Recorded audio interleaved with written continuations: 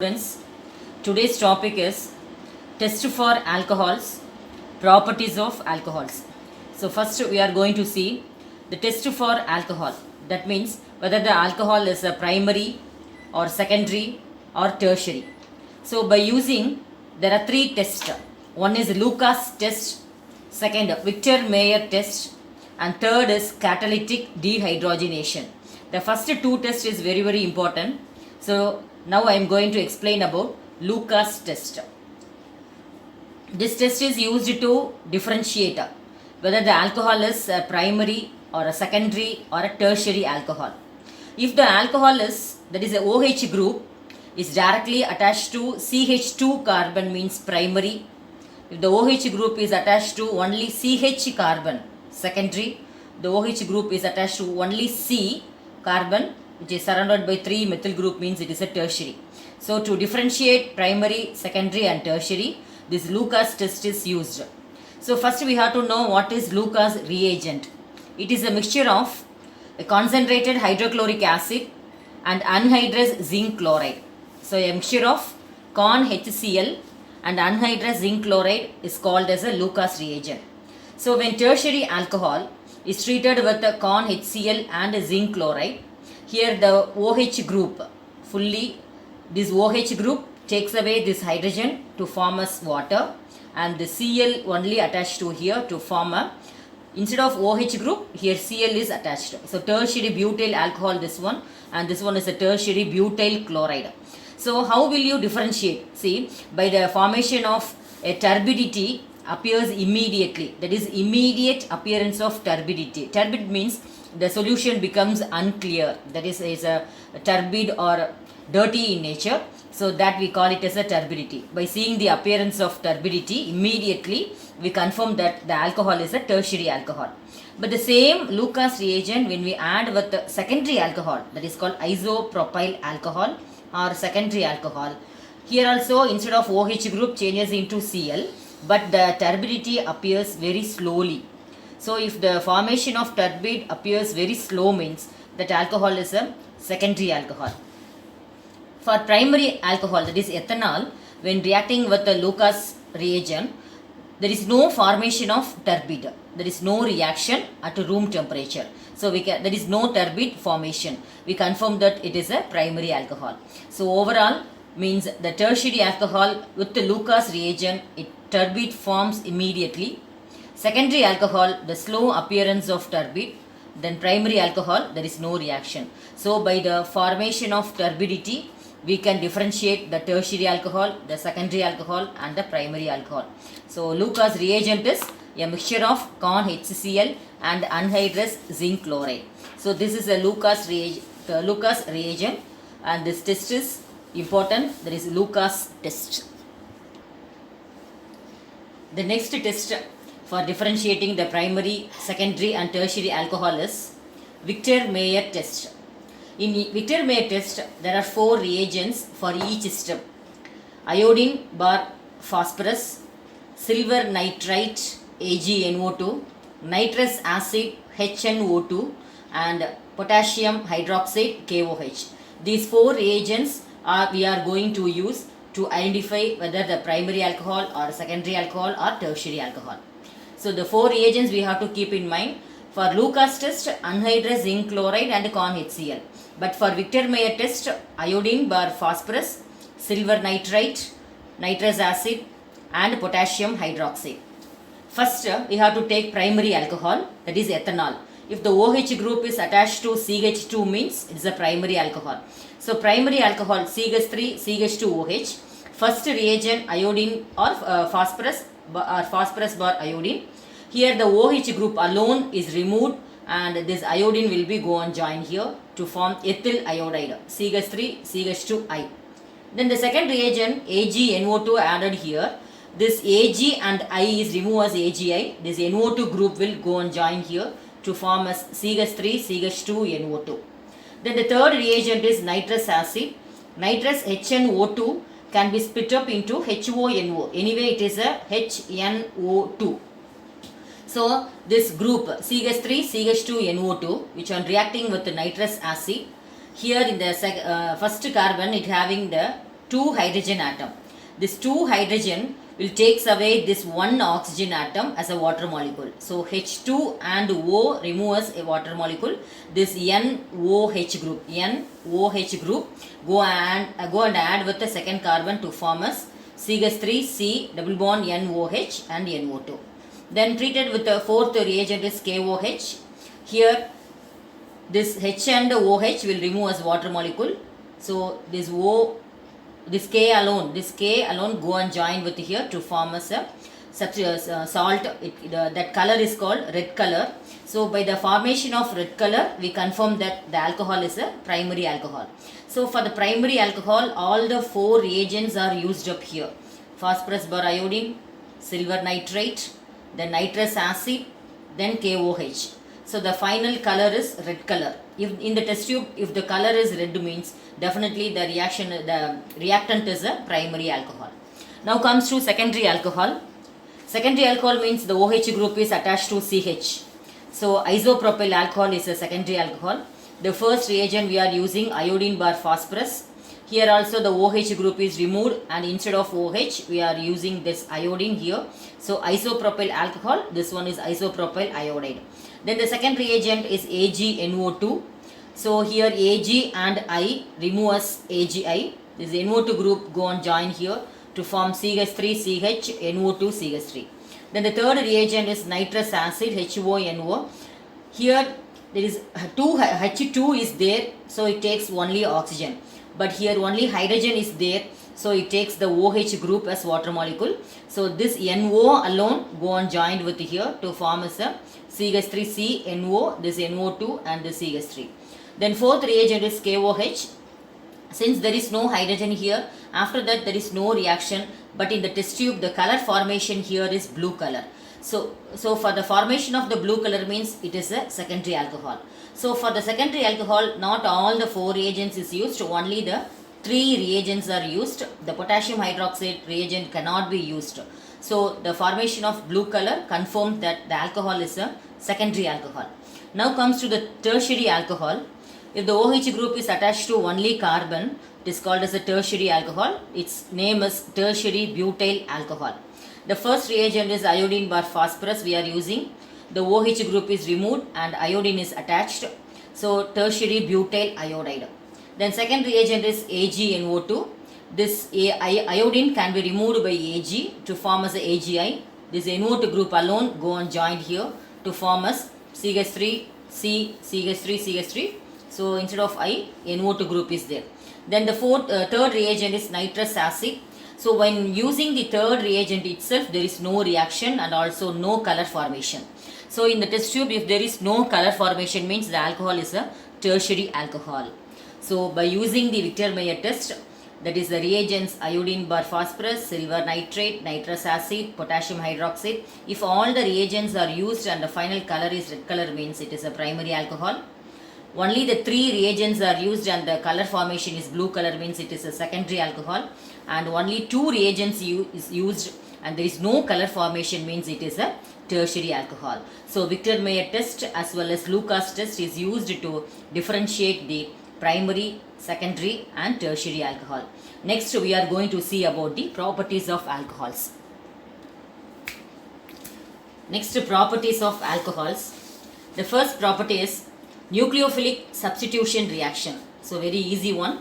See, first I am taking ethanol and also tertiary alcohol. That is primary and tertiary alcohol. How the HBr is reacting.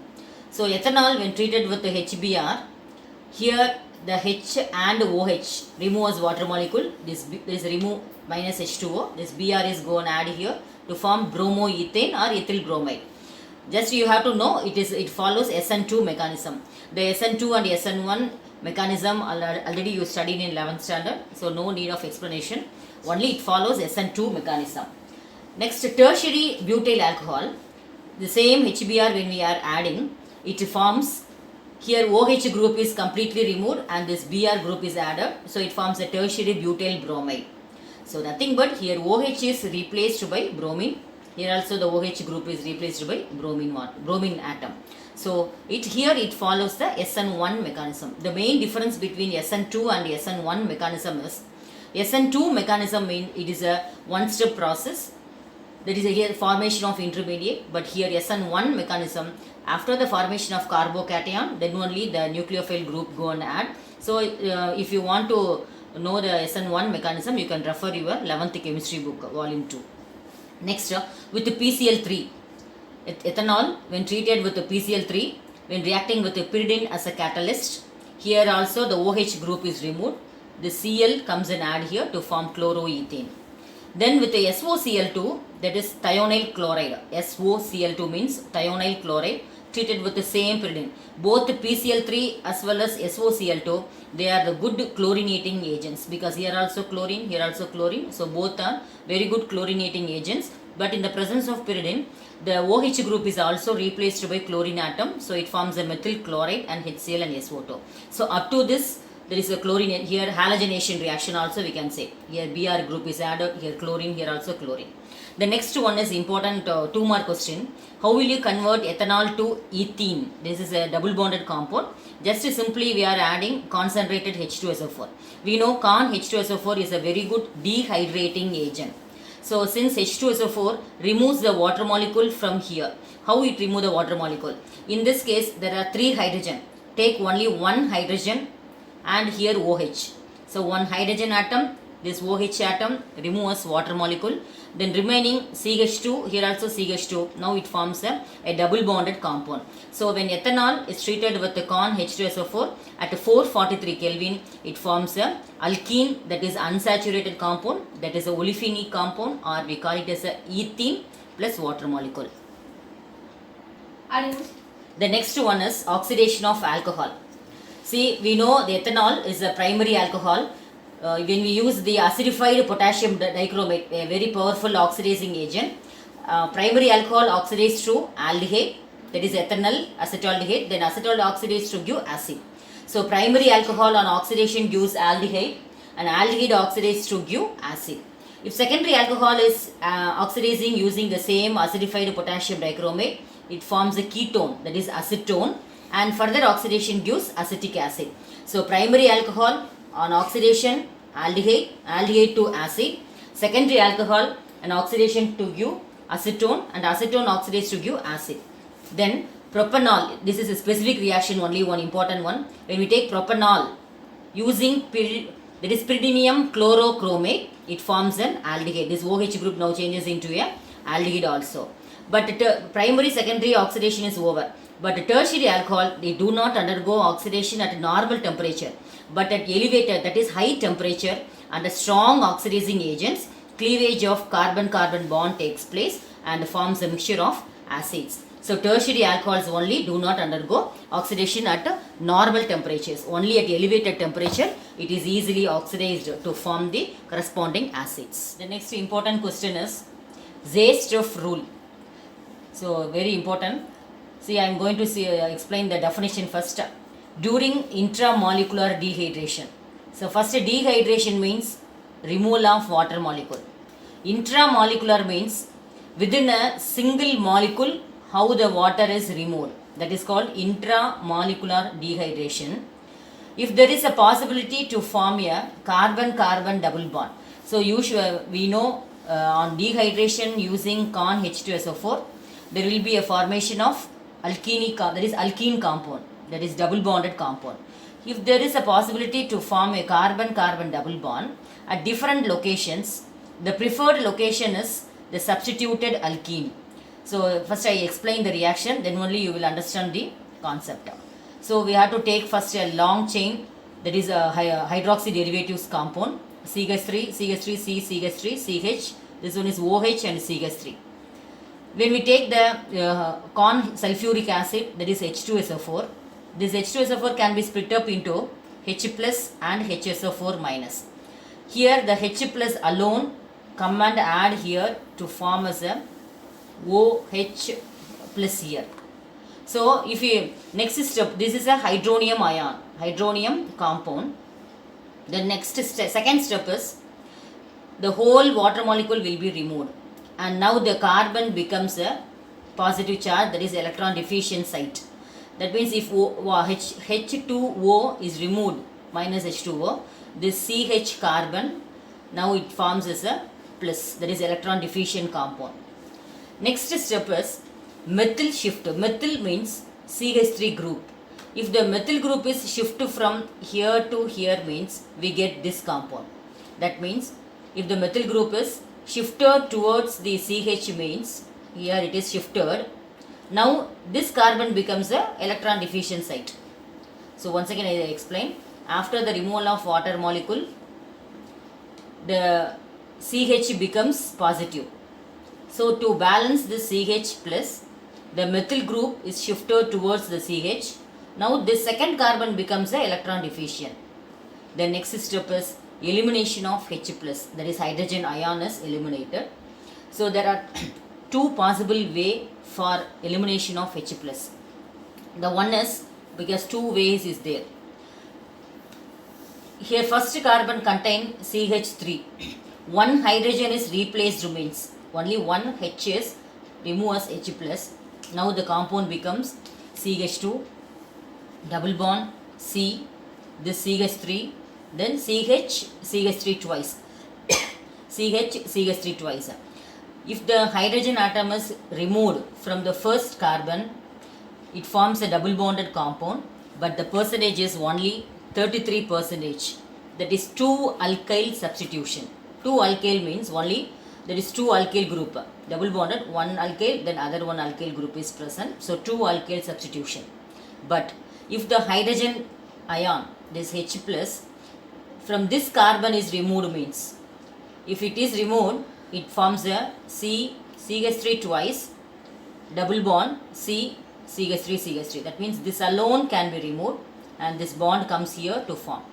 Now when we see the percentage, it is 64%. So when comparing 33 and 64%, here 4 alkyl substitution, 1, 2, 3, 4. But here only 2 alkyl substitution, this 1 and 2 only 2 alkyl substitution. So 33% yield, here 64% of yield of the compound. So only 4 alkyl substitution compound is stable one. So now see the definition. During intramolecular dehydration, that is dehydration is taking place, that is removal of water molecule. If there is a possibility to form carbon-carbon double bond, there is a possibility for formation of carbon-carbon double bond, here also carbon-carbon double bond. But which one is maximum obtained? See, the preferred location is more substituted alkene. That means more substitution means 1, 2, 3, 4. 4 methyl groups are substituted. So 4 alkyl substitution takes place. Only 64% is obtained. So this only possible for the formation of a stable substituted alkene. But this one what means? Here it is not important, because when we remove the H plus ion from here, that is from here means if you remove means now it becomes only a 3% carbon. So this is not important. Only you have to see this way of elimination of H plus. First a compound, then con H2SO4 added. From the con H2SO4 only H plus is go and add with here to form the hydronium ion. Then removal of the hydronium ion. Then methyl group is shifted here. Now we get this compound. After shifting of methyl group, now the second carbon becomes an electron deficient compound. But here elimination of H plus takes place in two ways. In one way, the first carbon hydrogen is replaced to get a 2 alkyl substitution, but the percentage is 33%. But when this hydrogen is removed, means we get the 4 alkyl substitution, that is alkene compound, it is a 64%. So by seeing the definition, this compound is a very more stable compound. That is the preferred location is more substituted alkene is stable alkene. So during intramolecular dehydration, if there is a possibility to form a carbon-carbon double bond at different location, the preferred location is highly substituted alkene.